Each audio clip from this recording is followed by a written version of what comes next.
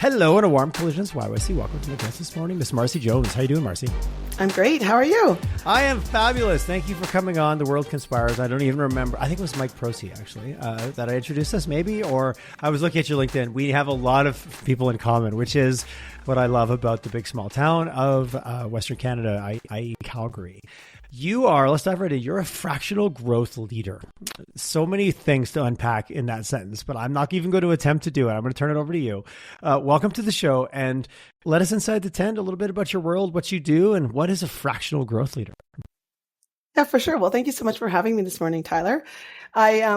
This fractional leadership thing is new to me, as I think it is to a number of folks out here in the West. But as most will tell you, it's been quite popular in the US. So really, it started with me at this. I'd like to say midpoint in my career, but maybe that's too ambitious. And having had a lot of experiences and a lot of diversity in my experience, I joke that I've sat in pretty much every seat at the technical business table. So I've been the buyer, I've been the customer, I've been the service provider, I've been the SaaS platform.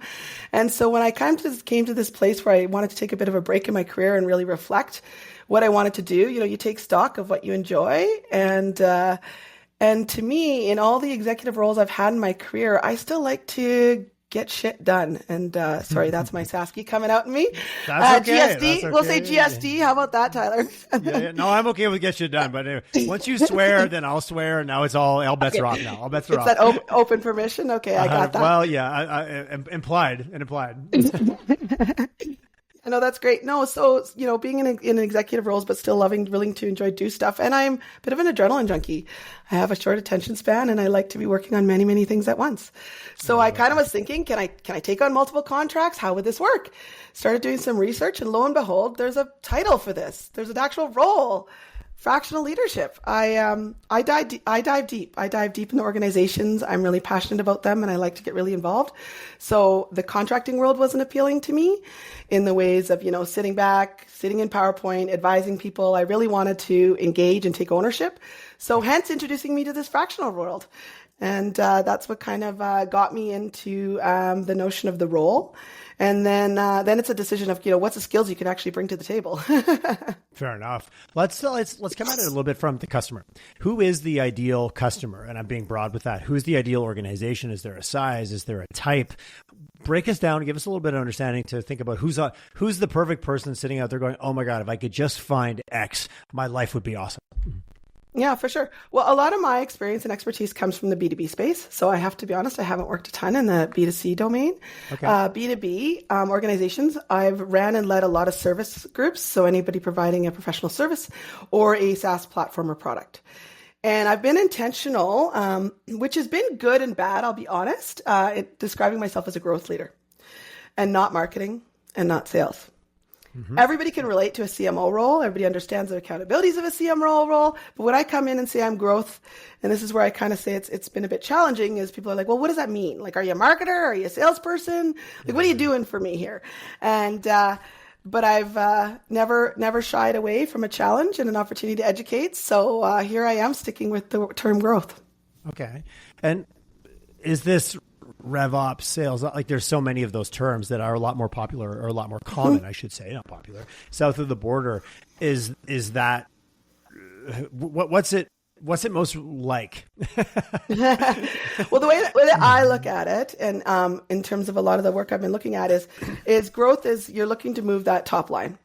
Is really what it's about. And that's more than just sales. I think, Tyler, you've been in the business long enough to know it's not just about marketing and awareness. It's not just about sales and leads, but there could be many things holding you back from moving that top line.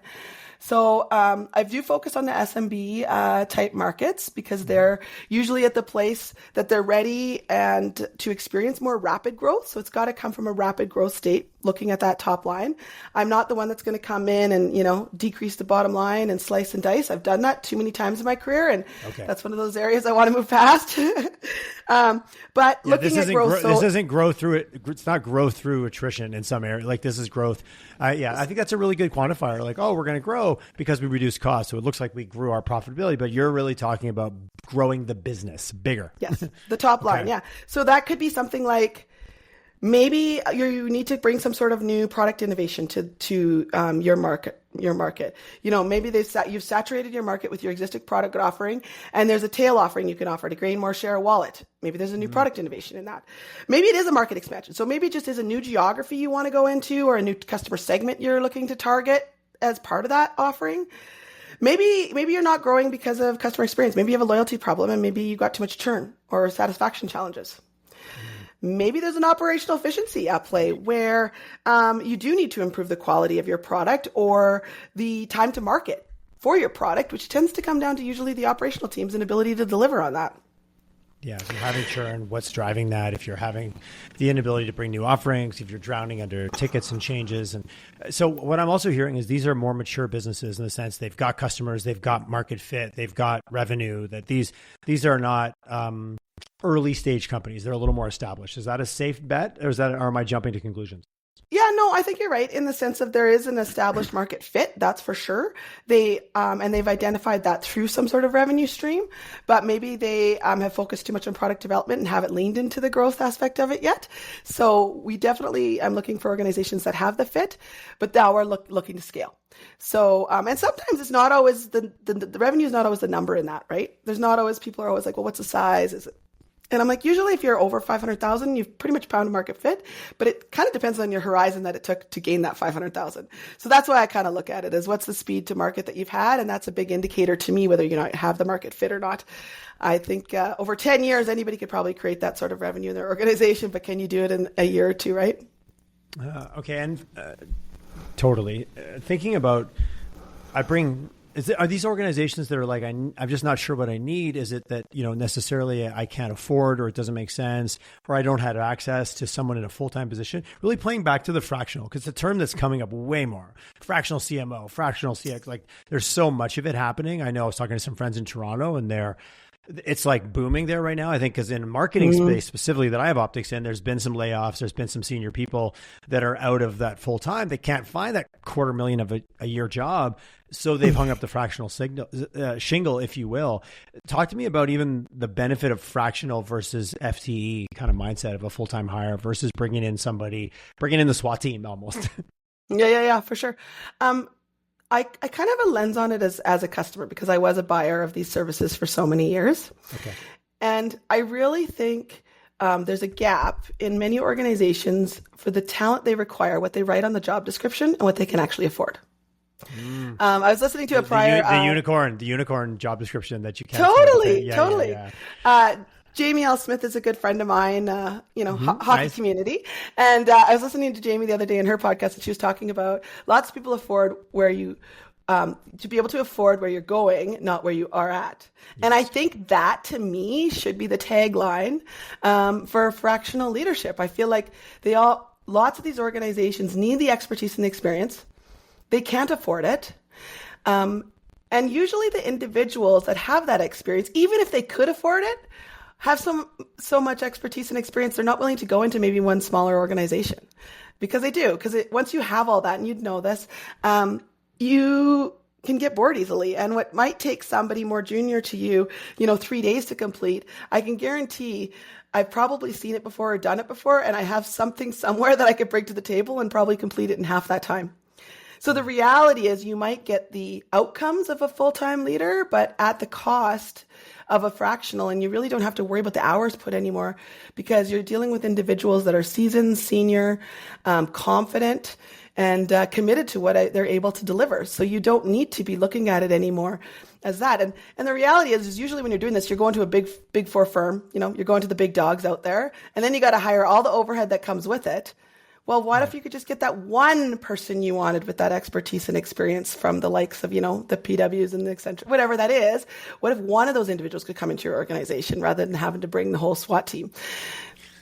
I love that. Be able to afford where you're going, not where you're at. Yeah, Jamie had a lot of, and the CFO world has been very comfortable, or probably in the lead of the fractional approach for many, many years, as you're seeing it more come into marketing, sales, and just overall growth as a concept. So when you meet with organizations, always thinking about, putting my, like, what makes for a good client or what makes for a good partner. Maybe client's not the right word, but what makes for a good place for you to land. There's got to be a mindset. There's got to be an openness. There's got to be a willingness to admit what we don't know, that we don't even know what we don't know sometimes. But a lot of times organizations, especially leadership teams, are reluctant to give up the reins or to admit weakness, if you will. Mm-hmm. Well, since all these organizations are private companies, I find sometimes a good question as an indicator of, I'll say openness from maybe the founding team is, what do you think your organization's worth? And there's usually always, it's their baby. They love their product, their offering. And so they've always got some big conversation of, well, we're at this, but we really feel like we're valued at this in the market, because it's at this point in time, it's very perception based. And if you give them a little bit of feedback, well, have you considered, have you thought of? And if they accept that and they're willing to talk about maybe some of the gaps they have in their worth or value, then all of a sudden it shows me there's a coachable nature to these individuals. And there's an openness to explore different aspects of their business in terms of where they want to go and how they want to get there. You always want the dreamer, and hopefully my ideal situation is a founder who is a dreamer, who thinks big, but maybe gaps on some of their own operational efficiencies and knows that they don't like necessarily getting in some of the details and running that business, because that's where I know there's an opportunity and a role to bridge that gap. I like to joke that I'm a whole brain thinker, so I love getting on a whiteboard. I love dreaming. I love thinking big. I learned all that from Amazon, like shoot for the moon. But I'm also very much so a realist when it comes time to, going from, what's the term, going from PowerPoint to MS Project. Is that the term when you got to pivot between those two? Yes, the dream to, like, sooner or later someone's got to land it, right? the thing, it can fly around in space, but sooner or later it's going to land on the moon, right? Back to the moon. What are you seeing? Obviously, you spent a lot of time, and we're going to talk a little bit about Western Canada and why you and I both agree that we've got something special here and kind of where it comes from. But this as a market and what you just described, is there that openness? Is that, thinking about other markets or other parts of, whether it's other parts of Canada or south of the border, where maybe the innovation cycle is different, or there's been more VC funding available for longer that creates a different, appetite for growth. Have you seen anything in Western Canada? Like, where do we kind of sit against the willingness, or that willingness and that openness you just described? And maybe that's not the right metric to pick, but I'm just curious of where we sit versus other markets. I honestly believe that to get into this fractional space, you are dependent on your own personal brand. If you're standing out on your own, if you're part of a larger organization that's offering the services, then you get to stand behind a brand like Amplify or some of these great organizations out there doing this. But as an individual, you got to stand on your own reputation and your own brand. And particularly, I think, and I've got some theories on this in Western Canada, we are our personal brand before we are our corporate brand. And I think that comes down to the networks we build and the relationships we build. So in order to do that, you're not going out there, and while I strive to apply some of my own marketing techniques on my brand, you have to have that base and that reputation to be able to do that. And I think this market is no better than that, because of the relationships we build and the networking, the amount of networking that's out there. I mean, Tyler, how many nights are you going out to, a Tech Thursday or something at Platform, and you literally know 80% of the room, because it's always the same audience that's traveling in all those circles, right? Yes, yeah, for sure it is. I think I read something in your LinkedIn this morning. Your reputation does not follow you; it gets there before you. I laughed when I saw it. I was like, isn't that the truth? It's how is your own brand even championing you when you're not in the room? Really, is the question, right?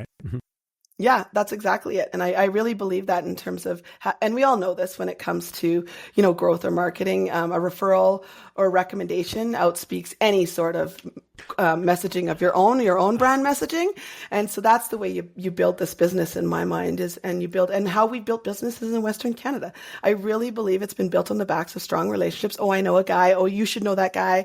And if it's not for me, it's for somebody else, because I think we all also believe in, what goes around comes around, and then just contributing to that network as a whole in how we can add to it. And I think that's what makes it right for me, this space and this what it is. I feel like you got to have worked here long enough. If somebody new comes in and just said, I'm the new fractional leader on town, I don't know how well it would work out of the gates. It would take a while to build some reputation. Yeah, when you're inside the wall, it feels like there's no wall, but when you're outside it, you're still outside it. And I've had a lot of, new Canadians, or basically newcomers to Calgary, say, yeah, it's very inclusive, but you still have to climb in, right? You still have to get in there. when you're in it, you think that, oh my God, everyone's in and it's great. And you run into those people all the time and you get into the like, oh my God, so many familiar faces. That's easy when you're on the inside of that group. So talk to me about January 2024. This is a relatively new venture when it comes to your own journey. How receptive has the market been, and what have the conversations been like? And I see you're doing some work over at Deal Point, and Sandy and the team over there are awesome. How's been the reception from like putting on your I'm a startup hat on? It's been overall good. I have to be, sometimes in the days that I'm kind of like, oh, shucks, I would have, that would have moved quicker. I have to recognize, it's only been like 4 months that I've been really leaning into this. So sometimes you need to shake your head. I get ADD, Marcie. I heard it. It's never fast enough. I know. But, so sometimes when I give myself that shake, but I will, you just mentioned, in terms of getting into this newcomers and the newcomer space, I've actually found a little bit of a unique market in the newcomer space. Oh, cool. So tell me more. I'm mentoring two organizations from Platform, and I've got another one that I'm doing a fractional role with, and they're all newcomers to Canada. And they find, this opportunity in the market, and they're just looking for someone to be a bit of their shepherd, and make those introductions. And for me, getting involved with them is first getting to know them, getting to know they have a good business offering, because my reputation's on the line when I do make those introductions. Of course. But once I know and I have an understanding and a belief in what they're doing, and a lot of these organizations I'm just coaching with, I'm not even, on payroll with, but just making those introductions and shepherding them into this ecosystem. And it's been really great and remarkable for me. I'm learning about their cultures and how they operate and how we can maybe bring some of that to Western Canada. So that's been an interesting space I've seen some traction in. What are some of the things that have stood out for you as like, hey, I really like that aspect, like different cultures, it's so easy to get blinders on to think, well, that's the way it is. No, that's just the way I see it because those are the filters I use, right? Those are whatever colored glasses I'm wearing that day. When you're talking to individuals that are coming specifically, so many new factors for them to come to Canada and to start a bit, that in itself is challenging enough. I can't imagine doing it in completely foreign culture. What are some of the things that you've noticed or stood out for you in with those individuals? They often have a really good business plan, okay. But they just don't know how to communicate. There's usually a communication barrier. And I say that with all due respect, it's usually an ESL challenge. Okay. So sometimes that's it's a real matter. thing. I recently had to present in French, and I grew up in Quebec, but it's been 25 years. I was stressed out. So I got a 10-minute bit in a presentation with a client, and that was a language that I grew up in, and I felt like I was so ahead of my skis or out of my whatever metaphor you want to use. So I've got a huge respect for that. Sorry, just personal story. My wife's like, "Why are you so stressed out?" I'm like, "I got to present in French." Like I haven't been stressed presenting forever. I thought my head was going to explode. Sorry, personal anecdote to really respect that comment. But that's it. So imagine, Tyler, you've just come to this organization. You might be here and your family's not even here yet. You've got a strong business model that has an opportunity to land. You got 5 minutes to pitch in front of an investor. And your deck that you just created, you probably use Google Translate for quite a few of the components and probably ChatGPT. Yep. And now sit as an investor there. You probably are not going to understand how it works. And it's not because they're not, it's not in English. It's the way that it's landing on you. It's not this part of the ecosystem or this culture of our elements. So a lot of what I'm doing is honestly reviewing investor decks, pitch decks, and presentations and telling them things like, you can't use that word. While that is the word that describes it, I could tell you your audience is going to have a different connotation to that word. So an example is working with an organization that does personal fitness, using the word scale. If I use the word scale with you and I'm standing up here with an imagery of a bodybuilder, how are you going to interpret the word scale? Yeah, absolutely. That thing in my bathroom that I hate. Yeah. Versus he was trying to talk about growing his business. So it's just there's little components like that I find are really interesting that I love helping. Put the story, and it's marketing. It's truly just imagery. It's also having them better use imagery than words to communicate their language, to communicate it what it is, because nobody's going to ask for that clarity if they misinterpreted a word. They just don't. No, you're right. They don't. It's like, well, and the effect, like what's the myth of communication is that it happened? Isn't that as a joke like that? Oh yeah, that's a good one. and I think it's, whether you're ESL or not, the ability and the ability to communicate your value proposition to your audience in an effective way that they get it in the way that it matters to them, not the way you think it should matter to them. I'm not like if that's in your mother tongue, that's still a challenge for a lot of businesses, right? Like that's no easy task when it talks about pitching and there's endless cohorts and endless groups in the city that are helping people just to refine that message. I really have a lot of respect for someone who has the chutzpah, or whatever word you want to use, to do it in a brand new environment. Like, that has got to be challenging. But what a great learning experience for you. That's fun. Yeah. I always say, did you see the whites of their eyes? And so to me, that, the greatest myth is that it was cute. Like, to me, it's like, did you see the whites of their eyes? Like, did they actually acknowledge the message? And you can see when somebody gets something in their eyes. Virtual is such a tough avenue for that. But going back to that's a whole other thing. Yeah. Go ahead. Yeah. Going back to the Calgary market, the other area that I've seen, it's new to me, is this Fintech space. Okay. So while I've worked in many different segments and aspects, I've never worked in Fintech. So I was very fortunate early to be introduced to Sandy Gilbert through Danielle Guilford, actually. Long history there of working with Alta ML and Corey. Anyhow, long history there, but was happy to be introduced to Sandy. And she's really broadened my network, actually just completely expanded my network in this space. And I really loved getting involved with early stage financing for these startups and organizations. And I think there's probably even a little bit of sweet spot there in terms of working with them on those investor dollars. So getting this entire customer base I'm working with DealPoint, which is another opportunity, are those, they're the angels, the ventures, the brokers. And that's the exact base that I've been trying to learn this new market. And, again, mid-career, who decides to learn a brand new domain and market space? It's probably me, but it's been very exciting. And I've had an incredible mentor and steward through that with JR and Sandy. Sandy's a rock star. I've had Sandy on multiple times. We always have such good chats. I love it. And I literally run into her at all the events. Like, the amount of energy our community has to get out and support and be at these events. Like, we all have lives, and then you have all that, which it's all part and parcel. I love what you said, mid-career, just kind of because I'm on my mid-journey, but I can be starting a new path anytime. Like, it's such a funny topic to even think about. What is mid-career? What does that actually mean? I've got enough experience to know I'm doing something different, but I bring all that experience to that new thing that I'm learning or approaching. Like, I don't know. It only gets boring if you stop learning, right? Well, and I purposely use the term mid-career because if I actually reflect on where I'm at, it's really scary to think I'm starting something new. Whereas if I actually get myself to say that I'm in mid-career, I got another 20 years to do that. There's probably no reality to another 20 years, but it makes me feel better and less insecure that I'm out there. I think Steve Jobs had his reality distortion field. I think that we can all benefit from a little bit shifting our reality to a story that best suits what we needed to be at the time. That's exactly Talk right. to me about, and you touched on it a little bit, like, what are some of the lack of willingness or inability to take that outside opinion or to admit what you don't know? Is there some specific things, if you're thinking about your ideal customer, they've got product market fit, they've got some scale, they've got revenue, they want to grow, ...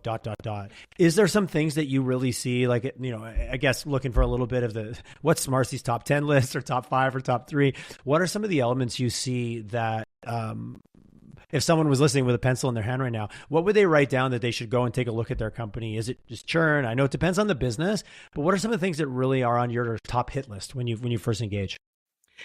They're probably a lot more of the soft skills, while the balance sheet matters. I do find it when I've worked with enough founders to know if the founder is in every conversation, there's probably an inability to scale in the organization. Okay. So I usually look at it as every problem will enter your desk at some point in time. And if it does, there's a problem. Like, we're going to have a problem growing. And so how do you extract the founder? And sometimes the reality is you might not have the talent and you might need to create a little bit of that middle management. And I hate that term and I don't want to be part of middle management. But the point is you somehow have to abstract the founder a bit. And that usually involves bringing in a bit more expertise. So if the founder's in every conversation... Because there's 2 reasons. Is the founder creating it, or is it happening because it needs to? Like, there's a balance right there, right? Totally. And I think it's a little bit of both. Well, I would argue it's usually the founder creating it. That they created those actions. I'll argue they created that culture. Yep. But then maybe when they've recognized the culture and been in it and they want to extract themselves, it's all far too deep to get out of it. Well, I've seen many business challenges where all of a sudden, like, I'm pulling myself out and just doing that action without any of the preparatory work that goes to actually make it work. Fine, I'll solve the problem. I'm not involved anymore.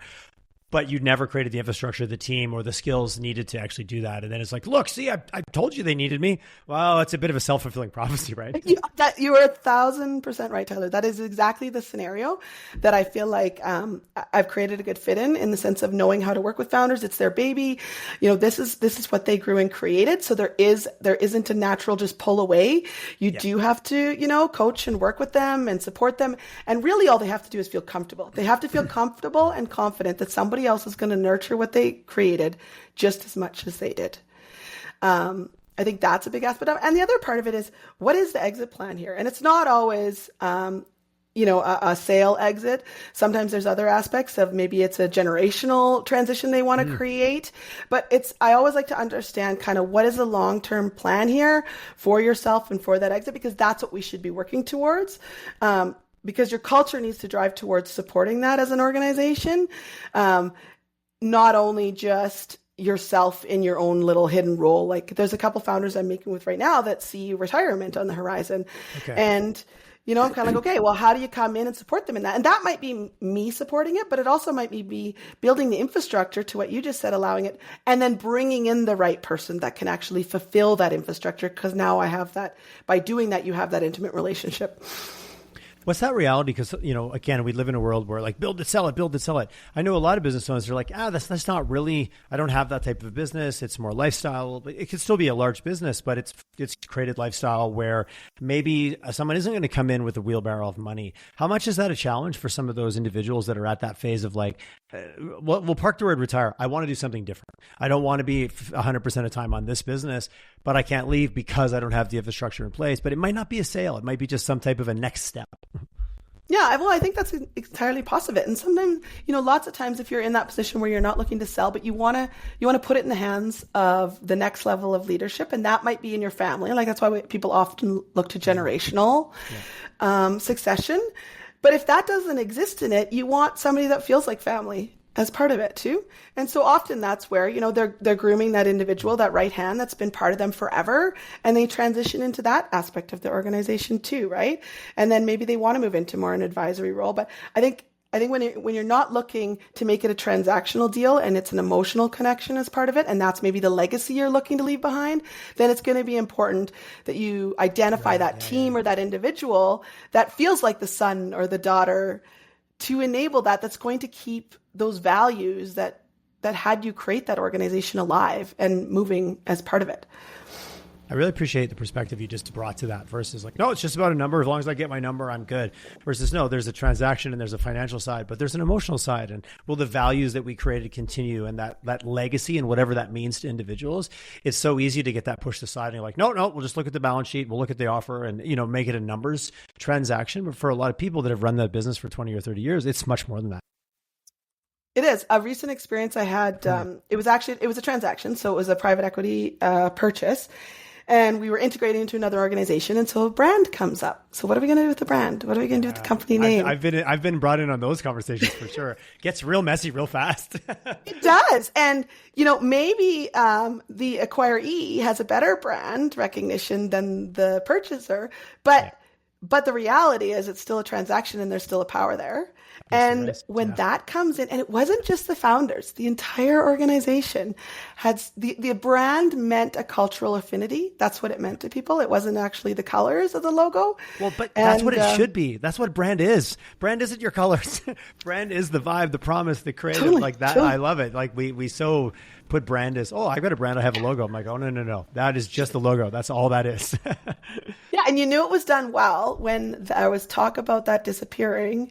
And there was a major, major response. And it was it was a visceral, it was like a very intense response from, and there was a reality that the founders had a benefit from it, but they still that. I think that was harder than cashing the check, was getting rid of the brand.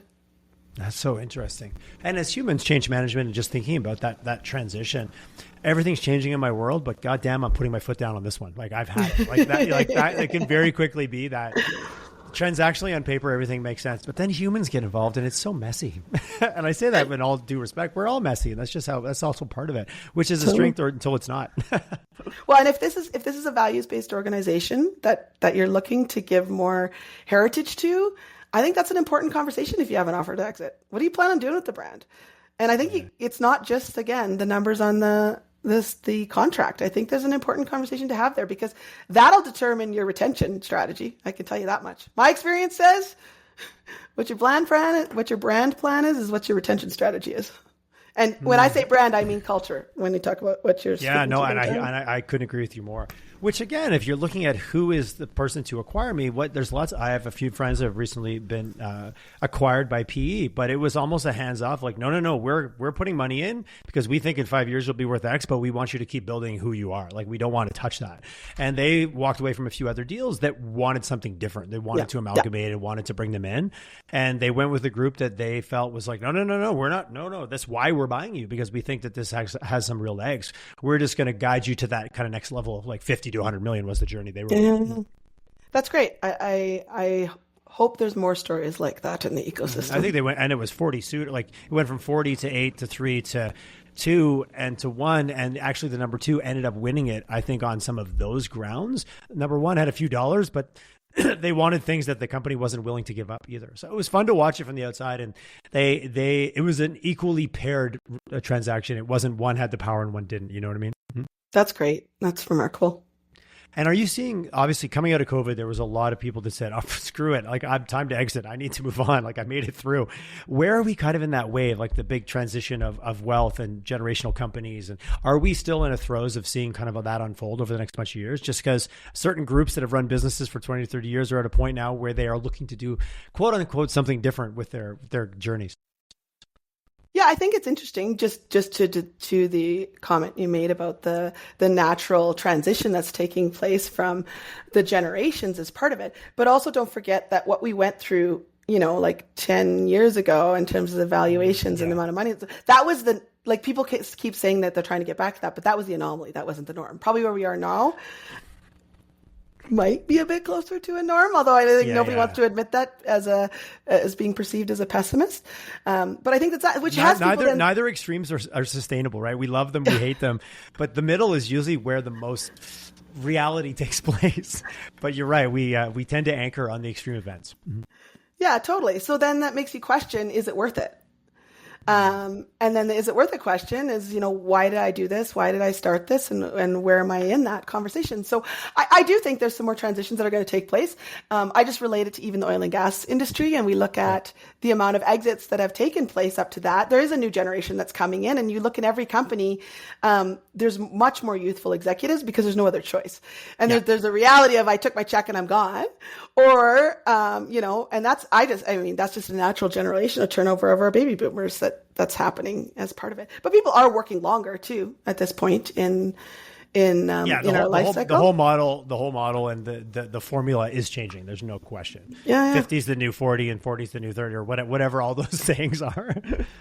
I just read Peter Attia's Outlive, and talking about health span versus lifespan. It's like, what do you want to do when you're 100? Plan that out and then train for it now. That's I just turned 50. That's another double. That's doubling it. And I'm on board. Halfway. And I'm not gonna lie to you. I think I do make better choices than I made 20 years ago. But I'd like to think I'm getting my head more out of my ass than when I was 25. But don't you wish you're making riskier choices? Like, there's this perception of where you are in the timeline, and then all of a sudden your tolerance kind of starts, I don't know. I know. Yeah, that's risk and perception of risk. And that's such a big, again, such a personal experience to kind of understand that. And you see some friends around you making high risk moves, and sometimes they work out and sometimes you don't. It's easy to feel right when their moves don't work out, and it's easy to feel left out when they do. Totally. Psychology is so messy. So fast forward a little bit, this blows up and takes off, and you're like, there's got to be some bandwidth issues, right? Like there's only so much Marcie to go around, and there's a lot of Marcie, I can tell. And kids, family, life, boys, hockey, all the things. How does this look for you from a perspective of kind of career life design? I can't say I've thought that far, Ted. I really have been enjoying. You know what? It's there's not been a time in my professional life where I've lived in the moment. I've always worked for the next job. I truly have. I've always thought about the next position, the next job, the next role, and I'm enjoying what I'm doing so much. I don't think I'll ever get to that place where I don't want to go back to having staff.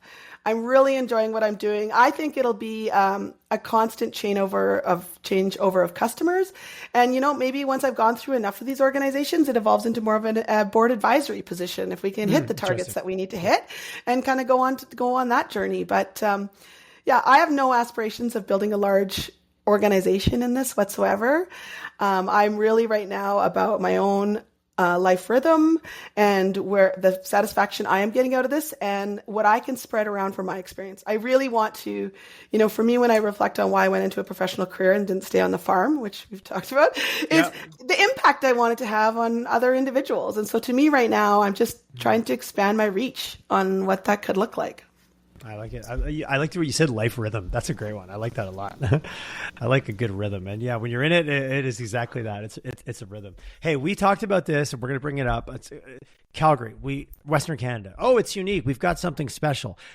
Okay, what is that? Where did it come from? What is it? We all talk about it. I think it's real. I think a lot of us get to experience it. You've written some articles about it, so I think you're no one better to ask this question of. What is it that is our secret sauce? And how do we make sure we keep it and make more of it? Well, bleeding green myself, and as a good Saskia, I'd like to think it's just because of all the Saskatchewanites that live here, but that might be a little too self-serving. I know a few good ones. I like that you led with that. Okay, well, if we're going to build on that, what is it? What is it about? Because you do business in Ontario. I grew up in Quebec, and it's great. You've got supportive networks, but they tend to be a little bit tighter. They tend to be more reluctant to let other people in. There's just something different here that I fell in love with very early on, and I've been trying to put my finger on it versus just, we're different. Haha. Okay, well, what do you mean by that? So aside from all the Saskies, but you're in the business community here in Alberta. You and I've chatted, we both kind of agree that there is something going on here that is a little bit different than other places. Is it that we've had such long, really strong runs of prosperity? We have that risk tolerance. Just we're newer than Eastern Canada in terms of when we even got set up here, when we set up shop here. It's not that long ago, actually. I mean, my hypothesis comes down to, I think it's our roots in Western life and our reliance on the land and rural communities. That's my honest belief. I think, we make the joke when you come across a true Calgarian that was born and raised in Calgary and is still here. That's the actual anomaly in that, because so many people have joined our organization, and a lot have come from some sort of reliance on land or rural communities. If you even look at, our economic prosperity in oil and gas, it's actually, as much as we can maybe be criticized, and let's not go into that topic right now. We've had such a good conversation. Let's leave that part. But because we have had that, we actually have a great respect, and that has been our prosperity is the land. And so my personal belief is that historic roots in this Western, frontier has given us those values of hospitality, neighborness, welcoming, and attitude towards stranger, because you joke growing up on a farm it takes a village. Well, we are a village in Calgary and we've always contributed to that. Like, everybody will always take a coffee date.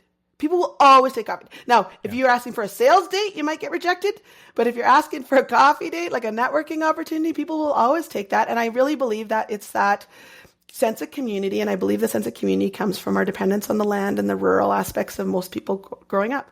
I think our risk tolerance is high too, and I think that comes from boom and bust.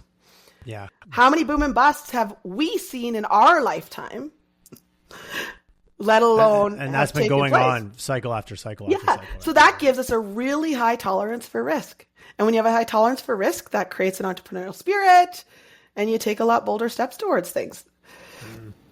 It sounds so, to tie it back to that, but I think it's so true. There is I grew up in a small town, rural Quebec, and even if you didn't like your neighbor, you would help them because that's what you did, because that's what was required to survive. And the people that showed up there with their wagons and with their possessions going, we're going to make it work, they all helped each other because there was literally no option. And there is that, generational DNA. I think it is very deeply ingrained. And when you move here, you quickly go, oh, this is how it works. It's a very human way to interact, I think. Mm-hmm. It's like we still have a lot of cattle on the farm. So there's, right now we're just getting into branding season. And unless you went and had, 7 kids, which didn't necessarily take place in my generation. But there was maybe the one before you raised your army, workforce, right? You did. You raised your army. Yeah, totally. But if you didn't have that place, then you were dependent on like branding season right now. I laugh because it's like, Dad, where are you today? Because he's at one of the neighbors. I guarantee there's lasagna for lunch, but it was the workforce is literally the community as part of that. Yeah.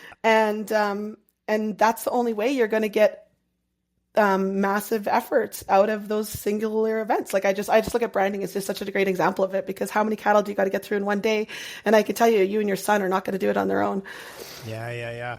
I love it. And if you think about now let's talk about building a startup. How is it any different? If you try to do it on yourself, you're going to be hooped. Back to that founder who's got to, they'll have to be in every meeting. When your neighbor comes over to help you with branding, you just let them do the thing because you trust them that they're going to do it for. Like you're not going to go do it for them because it just doesn't work that way. They tell you to F off for starters. Like I got it. Like go do something else. Like it's such a great metaphor for how, as leaders, startups or scale ups or otherwise, that trusting other people to help you, and they're actually there to help you with the best interest of the outcome because they know you do it for them. Wow, that sounds pretty great. And it's not that idealistic. I think it's actually quite real. Well, and don't be naive. You know, the guy that's holding the iron owns the cattle. Yeah, so the guy that holding the iron owns the cattle. He ain't the one wrestling them to the ground. I joke his grandpa always had the iron, and I'm like, why don't I ever get to use the iron, Dad? And he's like, because it's grandpa's cows. There is a very clear hierarchy, and often someone needs to pass away for someone else to get that job. I'm well aware. Totally. A lot of it comes down to just hard work and being willing to show your hard work. I lived in a lot of enterprises, and now working in the startup community, I was really concerned about this perception that, she doesn't get her hands dirty. She just wants to sit there in meetings all day and make decisions. And that's not a reality in an entrepreneurial world. And the fact that I love to get shit done, and I just love to work hard. I'll get in there and shovel the shit and then go help with the accounting and the balance of the books. And so I think it's that spirit, that creates successful entrepreneurs. Like I kind of mentioned earlier, whole brain thinking, being able to have the vision, but the ability to execute. Because how many entrepreneurs have we seen fail that they have the vision, but they just don't know how to execute and they can't realize that? Or they're great executionists, but they haven't thought big enough in terms of the markets they can tap into as part of that. So I think there's a real relationship with the land and the farm and just the effort that you put in, but in terms of the diversity of where you need to work, in terms of going and feeding the cattle one day or driving the tractor, and then being willing to go and balance the books and know where you're going to put that next investment. Or the reality is you're going to spend $60,000 on a new tractor, and is now the time of the year to be doing that. And what do I plan, and what's my rotation, and where do I put the cattle, and all the very high level decisions that Dad used to make in my world. And then thinking back to but someone still has to get a shovel when you clean out that grain bin because that's totally because it's not going to clean itself. Totally. That's 100%. And such a good metaphor. It's just reality, I think, is not even a metaphor. Yeah, I think there's just so much diversity in how you need to transition, and I think that's very indicative of entrepreneurs. I mean, let's be clear. The farming community is a group of entrepreneurs. That's exactly what they are. Yeah. Well, our mutual friend Wilson, I chatted with him, and we had a podcast a while back, and he goes like, "Who are the original innovators?" He's like, "It's farmers, because you're fighting everything, you're fighting the weather, the markets, the prices. You're trying new crop techniques. You're trying no-till versus."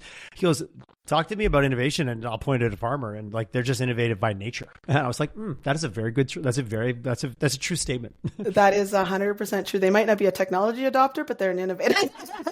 I'm reflecting on my own father in terms of that. Yeah, it's 100%. But if you look at the technology that's coming into that world, I moved off the farm maybe 24 years ago, and Green Star was coming in with GPS in the combine. That was 25 years ago. I know, it's crazy. I love what Wilson's doing and the market he's targeted and that. And it's, him and I had coffee the other day and we were talking about growing up in the rural community and we were talking about, we kind of got on the subject of technology and assets. And I said, the one thing that you're never going to create more of in this world is land. We'll figure out how to probably reproduce most everything, but we're never creating more land.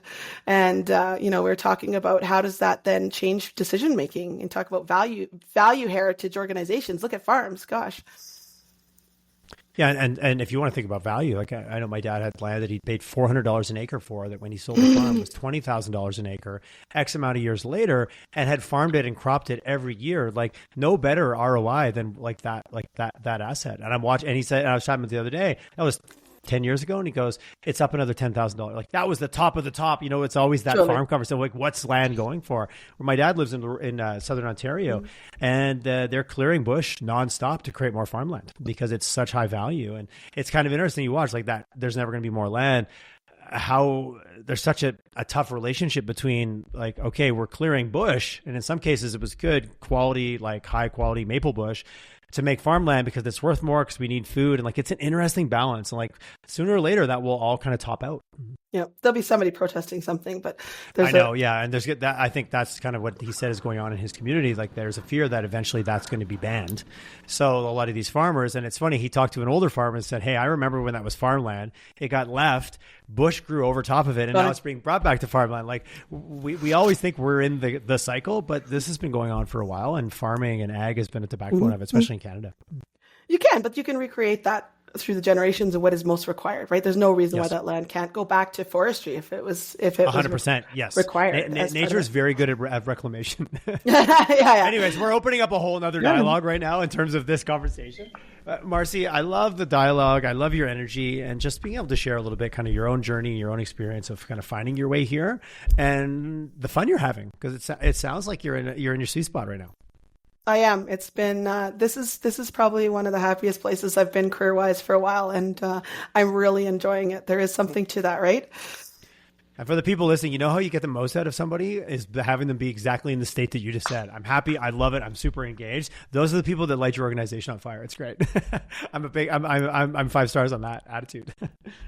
How do I get a hold of you? Oh, my pleasure. Is it LinkedIn? What's your is it smoke signals, carrier pigeon? What's your preferred form of communication in all the million ways we have to get in touch with each other? LinkedIn is likely the best. Pretty simple. Okay. Marcie with an IE.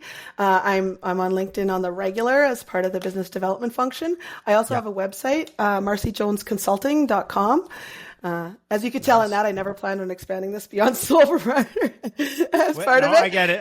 I like your logo. You're drinking some of your own Kool-Aid. I appreciate that. Yeah, there you go. So yeah, those are probably the best ways to get a hold of me. And I'm always open to just a chat as part of it. And if I am not the right individual to support your journey and what you need, I'm happy to acknowledge and recognize that. And I'm even happier to connect you to somebody in the network that is available to do that, because there's nothing more rewarding than connecting good people. I always joke that I collect good people, and that's my only collection I have in life. But I'm always excited to be able to leverage that network that we've built as part of it in terms of getting the right person in the right role to support organizations. Amazing about that. You're living the thing we just talked about. That's such a good community we live in. Marcie, thanks for coming on. It was great to get to know you a little bit more, understand kind of your story, where you're coming from, and the value that you're providing in this amazing ecosystem we call Calgary and Alberta. Great. Well, thank you so much, Tyler. Cheers.